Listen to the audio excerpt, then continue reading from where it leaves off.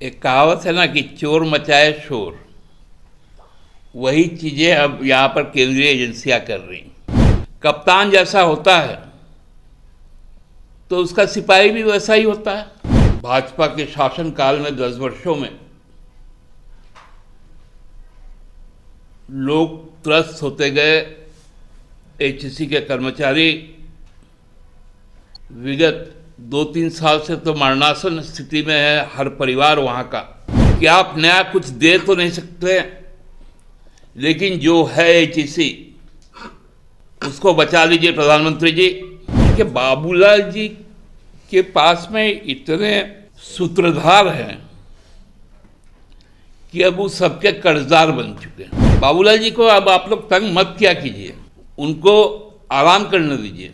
उनको बहुत बड़ा काम करना है 24 में, भाजपा को समाप्त करना है। लोग 2024 में आपको बताएंगे कि औद्योगिक विकास के नाम पर आपने जिस उद्योग समूह को आगे बढ़ाया और जो देश का रीढ़ था उसको कैसे बर्बाद किया। अब तो दीपोत्सव भी आने वाला है और हमारे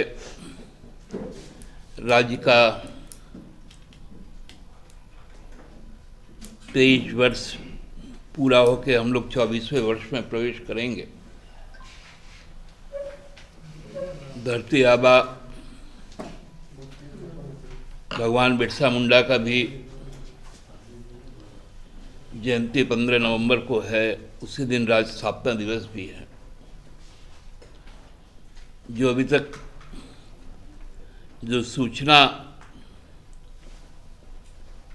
आई है कि देश के माननीय प्रधानमंत्री जी भी 15 तारीख को धरती आबा का नमन करने उनके गांव में जाएंगे, उनका आशीर्वाद लेंगे और राज्यवासियों को भी अपनी शुभकामनाएं देंगे। प्रधानमंत्री के तौर पर उनका यहाँ आगमन का हम लोग बहुत बेसब्री से भी इंतजार कर रहे हैं। इस आशा और विश्वास के साथ कि अपने शासन के अंतिम चरण में इस राज्य के साथ जो पिछले 10 वर्षों में स्थितियां बिगड़ी केंद्र सरकार के कारण, उससे कुछ निजात मिलेगा। जिस प्रकार 10 वर्षों में जो मदर ऑफ इंडस्ट्री कहा जाता था, जिसको देश के प्रधानमंत्री ने जिसकी आधारशिला रखी और हमारे ही राज्य के गुणी मानी जो इंजीनियर थे कार्तिक उरांव जी, उनके द्वारा पूरे संरचना को मूर्त रूप दिया गया। लेकिन विगत भाजपा के शासनकाल में 10 वर्षों में लोग त्रस्त होते गए। एचईसी के कर्मचारी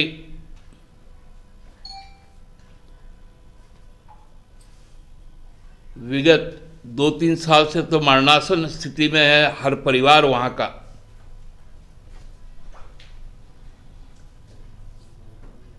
तो प्रधानमंत्री जी से हम लोग ये आशा रखते हैं और विश्वास भी करते हैं, क्योंकि वो जहां जहां जाते हैं तो सबके साथ अपना रिश्ता जोड़ लेते हैं। खासकर चुनाव के समय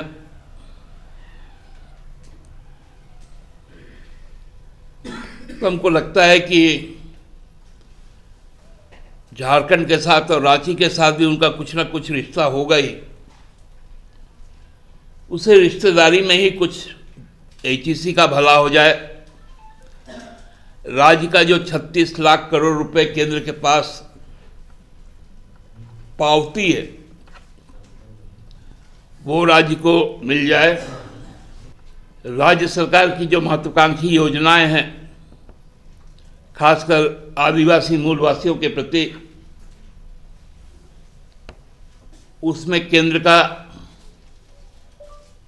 ज़्यादा से ज़्यादा सहयोग मिले। इसका हमें विश्वास है कि वो जब आएंगे 15 तारीख को तो जरूर हमारी इस भावनाओं को ध्यान में रखकर कुछ घोषणाएं जरूर करेंगे, क्योंकि माननीय प्रधानमंत्री जी बार बार आदिवासियों की बात कहते हैं, दलितों की बात कहते हैं,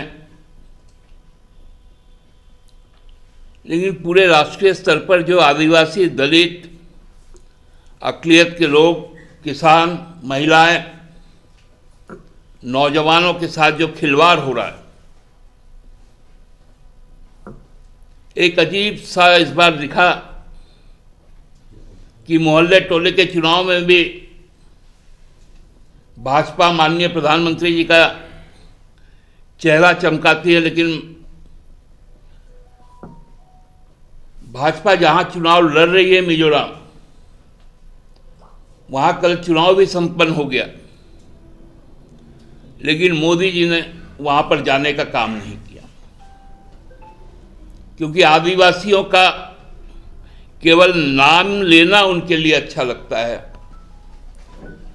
मणिपुर में जलती हुई आदिवासियों के पहचान को बचाने का उनका कोई जिम्मा नहीं होता। धरती आबा का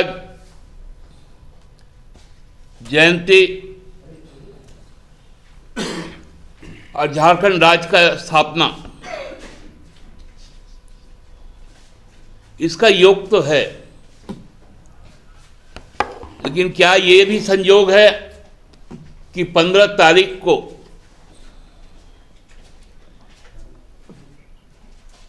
जब मध्य प्रदेश का चुनाव प्रचार थम जाएगा, जो मध्य प्रदेश विधानसभा में एक बड़ी संख्या में आदिवासी आरक्षित सीटें हैं, क्या उनका यहां से उनका जो अभिभाषण होगा, क्या उसके टारगेट में कहीं वोट तो नहीं होगा? क्योंकि मुझे याद आ रहा है पिछले बार का जब स्थापना दिवस का कार्यक्रम था तो देश की प्रथम आदिवासी महिला राष्ट्रपति ने अपनी स्वीकृति प्रदान की थी उस राजकीय समारोह में शामिल होने का। लेकिन अचानक क्या हो गया कि माननीय राष्ट्रपति महोदया झारखंड तो आई,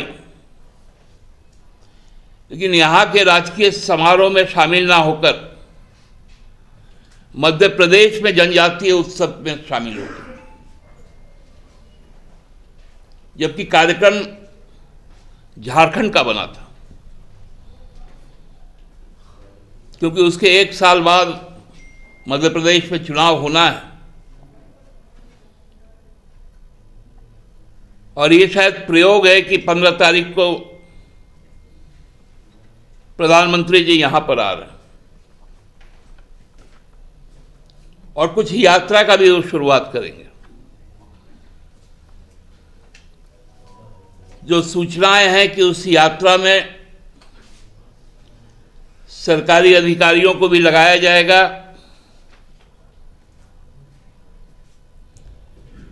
कर्मचारियों को भी लगाया जाएगा। अब तो सेना को भी कहा जा रहा है कि जब तुम छुट्टी में जाओ और पैरामिलिट्री को, अर्धसैनिक बल को, तो मोदी जी की जय, अमित शाह की जय बोलते हुए सेल्फी भी खिंचाओ और ज्ञान गंगा भी बांटो।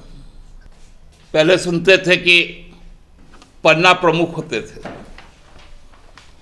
बूथ प्रमुख होते थे, ब्लॉक प्रमुख होते थे। अब पन्ना प्रमुख भी खत्म। अब एक एक, क्योंकि चुनाव का सूचना के बाद राज्य सरकार के अधीन तो कर्मचारी रहते नहीं हैं, वो तो चुनाव आयोग के कर्मचारी हो जाते हैं। तब हर कर्मचारी और अधिकारी भाजपा का पन्ना प्रमुख बनकर काम करेगा, बूथ प्रमुख बन के काम करेगा। जो मतदान पदाधिकारी है,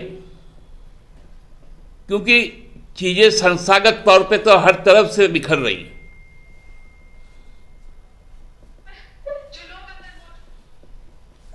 तो इसलिए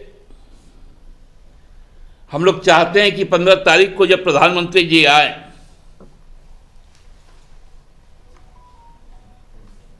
कोई राजनीतिक कार्यक्रम उस दिन यहां ना हो भाजपा के द्वारा, क्योंकि उस दिन पूरे राज्य के लिए उत्सव का दिन है। धरती आबा का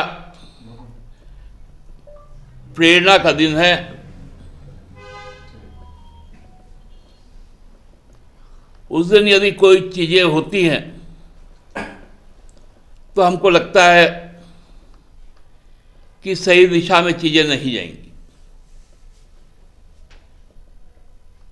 पुनः अपील है कि आप नया कुछ दे तो नहीं सकते, लेकिन जो है एचईसी उसको बचा लीजिए प्रधानमंत्री जी, और नहीं तो लोग 2024 में आपको बताएंगे कि औद्योगिक विकास के नाम पर आपने जिस उद्योग समूह को आगे बढ़ाया और जो देश का रीढ़ था उसको कैसे बर्बाद किया। अभी तक तो हम लोगों के पास में जो सूचनाएं हैं कि वो सरकारी कार्यक्रम है। आदिवासी गौरव दिवस पिछले साल से उनका, लेकिन फिर कुछ यात्रा का भी सुन रहे, वो अभी पुष्ट नहीं है। मैंने तो कहा कि जो सूचनाएं प्राप्त हुई हैं, आधिकारिक सूचना की जानकारी पांडे जी आपको सूचना एवं जनसंपर्क विभाग, झारखंड सरकार, मंत्रालय, धुरवा, रांची 4 से प्राप्त होगी। अब देखिए, एक कहावत है ना कि चोर मचाए शोर, वही चीजें अब यहां पर केंद्रीय एजेंसियां कर रही। जब तक जहां तहां जो घुस जाती है तो क्या करेंगे गृह मंत्री जी? दिल्ली उनके अधीन, दिल्ली की पुलिस उनके अधीन, वहां भाजपा के एक सांसद पर बलात्कार का आरोप लगता है, उसको तो पकड़ नहीं पाएगी, पकड़ नहीं पा रही है। तो जाहिर सा है जब तक कप्तान जैसा होता है तो उसका सिपाही भी वैसा ही होता है। तो इसका तो एक ही सॉल्यूशन है कि कप्तान बदलो। देखिए, बाबूलाल जी के पास में इतने सूत्रधार हैं कि अब वो सबके कर्जदार बन चुके हैं। कितनों का कर्जा चुकाएंगे? उनको कौन कौन सूत्र आके बता देता है। बाबूलाल जी को अब आप लोग तंग मत किया कीजिए, उनको आराम करने दीजिए। उनको बहुत बड़ा काम करना है 24 में, भाजपा को समाप्त करना है। उनका यह प्रण था और यह प्रण पूरा करके वो रहेंगे। धन्यवाद। TheFollowUp.in. Like, share, and subscribe.